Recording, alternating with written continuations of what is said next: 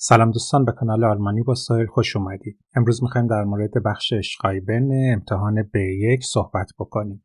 البته شامل A1 و حتی برای B2 ساینسی هم این ویدیو میتونه مفید باشه. نکاتی که میخوام بهتون بگم اولش اینه که بچه بخش اشقایبن راحت ترین بخش امتحانتون هستش و شما باید حداکثر نمره رو سعی بکنین که از این بخش به دست بیارید. در واقع بخشی هستش که توش نمره گرفتن بسیار ساده است و خیلی سریع هم با یه سری تکنیک میتونین راه بیافتین. پس بخش اشقایبن رو به هیچ وجه از دست ندین توی امتحانتون. یه سری نکات کلی میگم که تو ویدیوهای دیگه ممکنه بتونید پیدا بکنید. اما نکته اصلی که میخوام بهتون آموزش بدم و متوجه شدم که بچه‌ها معمولا تو اشقایبن مشکلشون اینه که سخت فکر میکنن. آفت حرف زدن و نوشتن در زبان آلمانی، حالا احیانا زبان‌های دیگه، سخت فکر کردنه. امروز میخوام بهتون یاد بدم که با ساختار A1 و کمی فرمول‌های یا گرامر B1 میتونین نمره نسبتاً کامل یا حتی کامل بخش اشقایبن رو به دست بیارید. در واقع عین یه دونه کادویی که شما دیدین، مثلا یه دونه شیرینی میخرین، شکلات میخرین، بعد 6-7 تا لایه همجوری هی باز میکنین، بعد میرین تهش میبینین که یه دونه شکلات کوچولو هستش، کادو پیچ شده. میخوایم بریم اون شکلات رو به شما بگیم، بعد کادو هم یاد بدیم تا شما به صورت خیلی ساده کادو پیچ کنین تا اون ممتحنتون، حقوقاتون احساس بکنه که شما خیلی بلد هستین در اشقایبن. اون کادوها میشه همون گرامرهای B1. اون تو این مثال من اون کوچولوه، اون شکلات کوچولوه، اون وسط میشه جملات ساده A1. میخوایم این تکنیک رو با هم دیگه کار بکنیم. یه سری هم اصطلاح بهتون یاد میدیم که تقریبا تو هر نامه‌ای لازمه و استفاده میشه و بعد از اون میبینیم که چقدر ساده میتونیم که نمره نسبتا خوبی توی اشقایبن به دست بیاریم. بریم سر کلاس. خب بچه ها، چنان که میبینین امتحان اشقایبنتون حدود 30 دقیقه هستش و شما 2 تا سوال دارین که میتونین انتخاب بکنین که سوال A یا سوال B را انتخاب بکنین.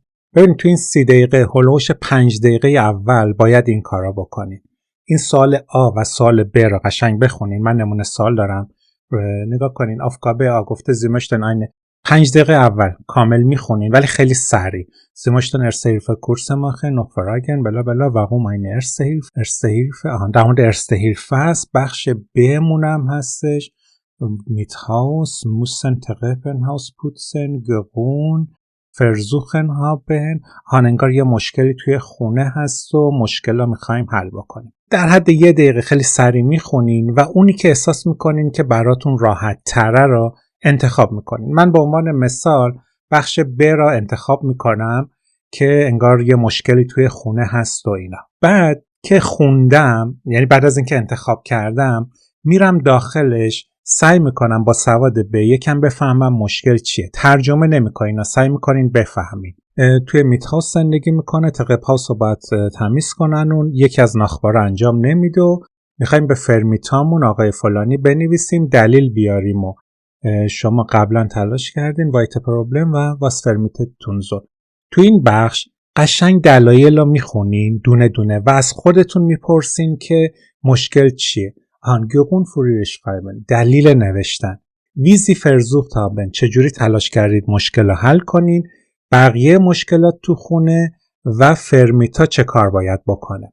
تو این بخش ممکنه اتفاقی که بیفته اینه که شما همه کلمات رو بلد نباشین، اما معمولا بچه‌ای که حتی به یک ضعیف هستن تا حدی میتونن بفهمن که موضوع چیه و همین مقدار کافیه. تو مرحله بعد از اینکه حدود 2 دقیقه صورت سوالا خوندین و حدود 4 دقیقه هم دقیق خوندین و با خودتون گفتگو کردین، که بخش A اینا میخواد، بخش B اینا میخواد، سوال C اینا میخواد، سوال D اینا میخواد، سوال F اینا میخواد. ببینید 4 تا تایل باید بنویسین. بعد از این مرحله که قشنگ برای خودتون تا هر حدی که تونستین کشف کنین آوردین، این 4 تا مشکل دارم، میایم چی کار میکنیم؟ میایم اون بخش اول گون فوریرش قایبن. برای هر کدوم از اون بخشا ساده ترین جمله‌ای که به ذهنتون میاد می نویسین. دلیل نوشتنمون خیلی جالبه، تو خود سوال بود. خیلی جالبه. معمولا یک بخشش دقیقاً تو سواله. مشکلمون چیه؟ برای چی داریم به فرمیتامون مینویسیم؟ Alle Mieter müssen Treppenhaus putzen, aber keiner von ihren Nachbarn macht es. این صورت سوال رو برداشتم اینجا نوشتم. دلیلم اینه دیگه. ترپنهاوس اصلا شما کاری نشین معنی ترپنهاوس چیه؟ ترپنهاوس پوتسن نمیکنن انگار یه نفر رو. همین حساب داریم مینویسیم به صاحب خونمون. دومی wie viel Versuch haben das Problem selbst zu lösen. روی خود اون کاغذه مثلا مینویسیم چه کار کردین که مشکل رو حل کنین. مثلا این جمله اومده تو ذهن من Ich habe selbst mit Nachbar gesprochen und mit ihnen viel diskutiert. من باهاشون صحبت کردم. اگرم اینقدرم سخت بزرگ ننویسین Ich habe selbst gesprochen mit Nachbar. من خودم باهاشون صحبت کردم. معمولا اینجوریه دیگه وقتی که مشکلی به وجود میاد میرین باهاشون صحبت میکنین. Ich habe selbst gesprochen. یه جمله بسیار ساده آیکی. بخش بعدی weitere Probleme im Haus. یه مشکل دیگه تو خونه مثلا بچه‌هاشون سر صدا میکنن. اینجا من تو ذهنم اومده die Kinder spielen immer vorne Tür. بچه‌هاشون همیشه جلوی در خونه بازی میکنن. یه دونه جمله همون داریم هسته داخلی که گفتیم که میخوایم کادو پیچش کنیم اون شکلات داخلیه رو. بچه‌ها جلوی در بازی میکنن. ساده ترین جمله‌ای که به ذهنتون میرسه. Was der Vermieter tun soll. بخش چهارمون این بوده. فرمیتا چه کار باید بکنه؟ مثلا تو ذهن من اومده آیکی اازول selbst mir helfen. او باید خودش به من کمک کنه. یعنی مشکل رو نتونستیم حل کنیم خود صاحب خونه باید بیاد کمک کنه. ساده ترین جمله‌ای که به ذهنم اومده. چون دارم مینویسم برای صاحب خونه نباید بگم باید بگم من دارم براش مینویسم بس بگم Sie sollen selbst mir helfen. شما خودتون باید به من کمک کنید. من 4 تا جمله اصلی رو پیدا کردم 4 بخش اصلی نامه رو و برای هر کدوم یه دونه در واقع جمله بسیار ساده نوشتم. تا اینجا کاری انجام دادم. حالا باید چه کار بکنم؟ بیام برم رو فرمت بندی نامه. یعنی میخوام برم نامه بنویسم. اولا یه ذره با فرمت بندی نامه ها آشنا بشیم. یعنی چی؟ یعنی که من میخوام نامه بنویسم با چه فرمتی باید بنویسم. خب بچه‌ها ببینین فرمت نامه به صورت کلی اینجوریه. یک بیزی، جواب سوال 1، جواب سوال 2، جواب سوال 3، جواب سوال 4، خداحافظی و اسمتون. این فرمت کلی نامه چه تو A1 چه تو B1 چه تو C1 و هر امتحان دیگه. سلام احوالپرسی یه کلیشه اول کلیشه دوم بعدن توضیح میدن. یه جمله اول یه جمله آخرم به صورت کلیشه‌ای معمولا می‌نویسیم که میگم براتون دقیقاً داستانش چیه. حالا بریم تو بخش احوالپرسی. دونه دونه اون بیزی اول رو من میخوام بهتون توضیح بدم که توی بیزی اول چی می‌نویسیم. 2 تا فضا داره ناممون، یا رسمی یا غیر رسمی. نامه رسمی یعنی به کسی که باش صنمی نداریم، دوست نیستیم، مثل ناخبار، مثل فرمیتا صاحب خونه. نامه غیر رسمی هم مثلا به دوستام. توی اون بیزی اول اگر نامه رسمی باشه sehr geehrte Damen und Herren یا sehr geehrter Herr X sehr geehrte Frau Y sehr geehrte Frau Y زن درستش کنم ER نمیگیره sehr geehrte Frau Y. یعنی چی؟ اگر شما دونستین شناختین طرفا میگین که آقای فلانی، خانم فلانی. ولی اگر ننوشتین، نشناختین، می‌نویسین sehr geehrte Damen und Herren. سلام خانم ها و بانوان محترم. اما در غیر رسمی hallo Z lieber X lieber Y. یعنی هم میتونیم از هالو استفاده کنیم. اگر مرد باشه لیبا، اگر خانم باشه لیبه. لیبا حسن، لیبه زامیقا. پس این یکی از این جمله ها رو می‌نویسیم بر اساس رسمی یا غیر رسمی بودن. در پایان هم که بهش میگیم مثلا خداحافظی، اگر رسمی باشه mit freundlichen Grüßen، اگر غیر رسمی باشه liebe Grüße، elge یا schöne Grüße. یکی از این 3 تا کلمه رو استفاده میکنیم. liebe Grüße، schöne Grüße. پس 2 تا بیزیا روشن شد.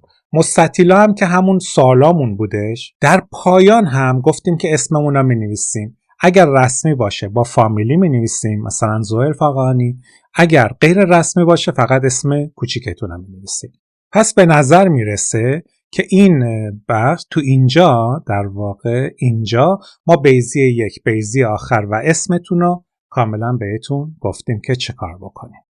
حالا میریم سراغ جواب ها هم که پیدا کردیم. من میام چه کار میکنم؟ ناممو مینویسم. نامم رسمیه. جملاتم که نوشته بودم رو کاغذ، ساده ترین جملات. ببین چقدر شیک و تمیز، هلوش 40 تا بین 30 تا 40 تا کلمه رو خیلی راحت ما می نویسیم. کل نام هلوش 80 کلمه باشه کفایت میکنه. زر گرتر هر لمان. خود سوال گفته با آقای لمان. alle müssen das Treppenhaus putzen aber keiner von ihnen Nachbar macht nicht. همونو برداشتم. Ich habe selbst gesprochen, die Kinder spielen, sie sollen helfen, mit freundlichen Gerussen soll Farhan. این نامه‌ای که به این سادگی نوشتیم حداقل 50% نمره B1 رو میده.